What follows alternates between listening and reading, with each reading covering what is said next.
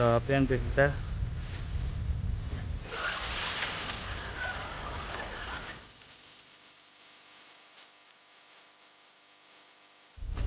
Welcome to Bohol! Hello everyone and welcome to our new episode. This is Rona at kung bago ka pa lang sa channel ko, please like and subscribe. Click the notification bell para lagi kitang kasama sa lahat ng i-witness ko.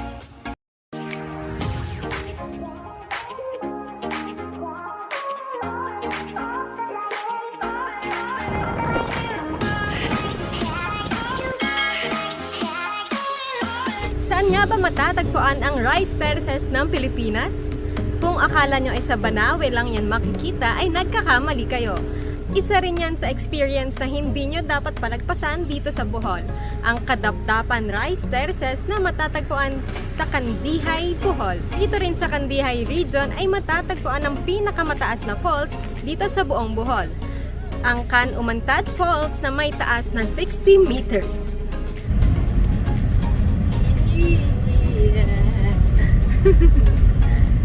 This is such an adventure. OMG, driving here. At Nakaka-nervyos. dapat wala pick up dinala natin dito eh. Daming off-road, beshi.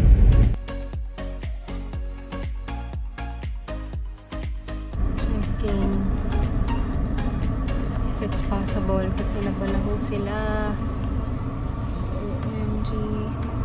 So we cannot pass through. Yes.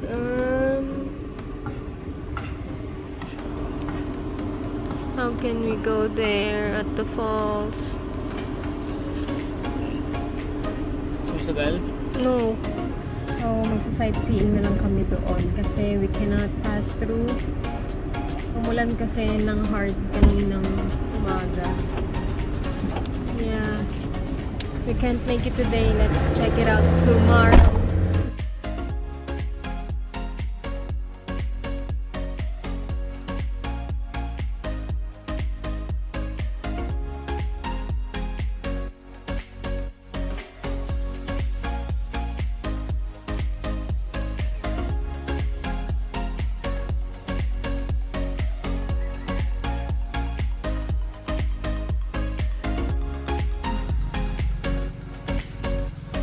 So that's the Dapdapan Rice Terraces and Can Umantad Falls.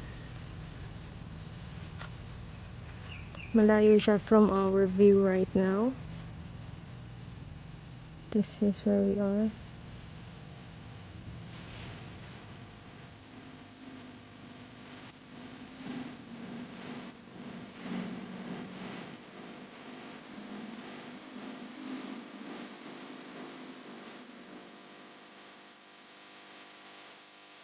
Sa taas lamang nitong Can Umantad Falls ay matatagpuan ang Kadapdapan Rice Terraces.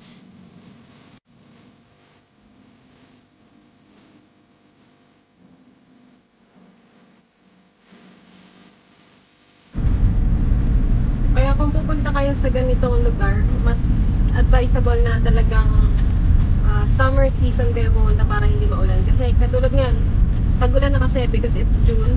Umulan kagabi at kanina. So, ganito yung paligid. Yung lupa, malambot.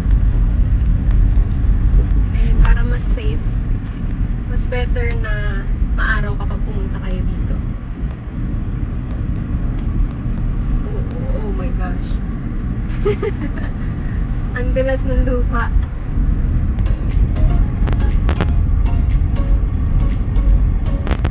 Tingnan natin kung saan tayo pwedeng tumapak. Mas matigas-tigas yung lupa.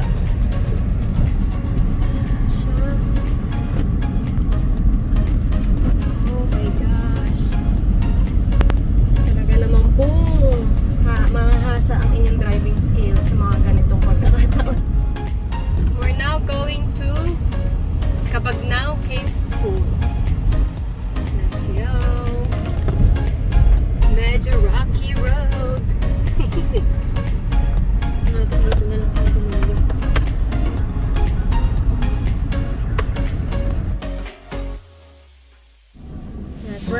way to Cabagnaw Cave Pool. I-explore namin yung place later. And may nakita lang kami space dito, so we'll just eat first our lunch. Sarap. Sarap! Kain muna! That's how we eat. Inside the car. This is the advantage of renting your own car. You get to eat anywhere. The best liampo here in Bohol, Tres Marias. Sarap. Perfect.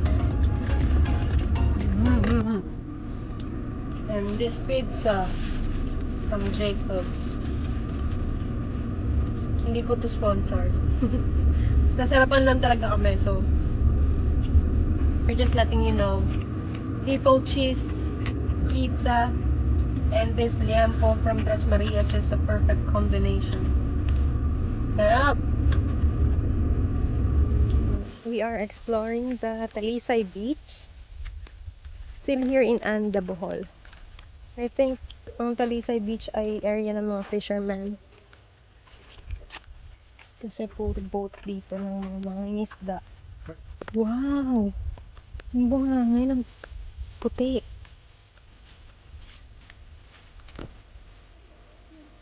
Look at that, oh. Grabe din yung buhangin dito, ah.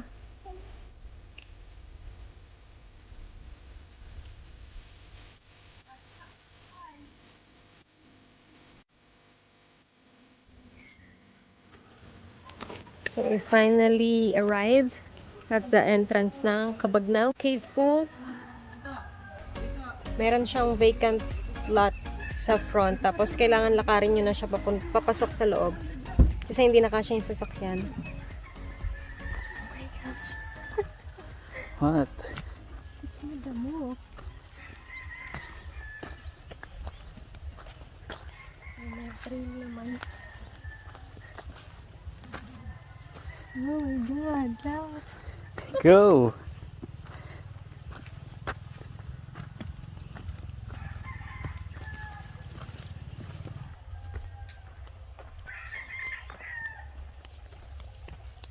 No one's here. Wala kami mapagtanungan. Pero may path. May pathway. Pathway ang tawag dito, diba? May pathway. Nasaan kaya yun? Talaga naman pong in-explore naming mabuti ang Anda, Bohol. Yeah.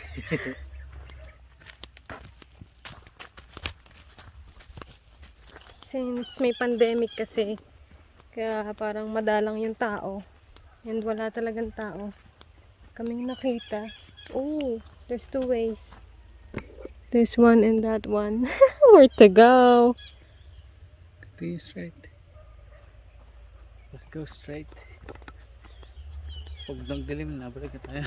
Yeah, it's 4 o'clock. Pero sabi malapit lang eh.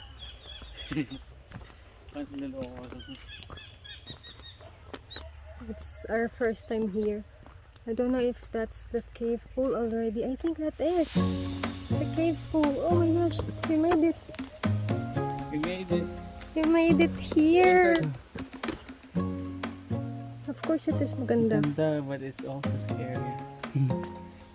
Oh, the water Parang is so Phoenix. clear.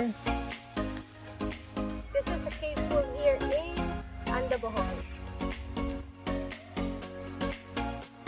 Ang Cabagnaw Cave Pool ay may lalim na 25 feet. Ang tubig nito ay halong tubig tabang at tubig dagat.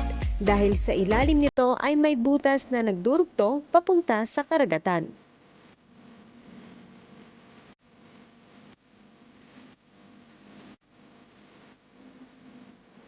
Sa ngayon ay hindi pa pwedeng mag-swimming muli sa Cabagnaw Cave Pool dahil na rin siguro sa pandemic.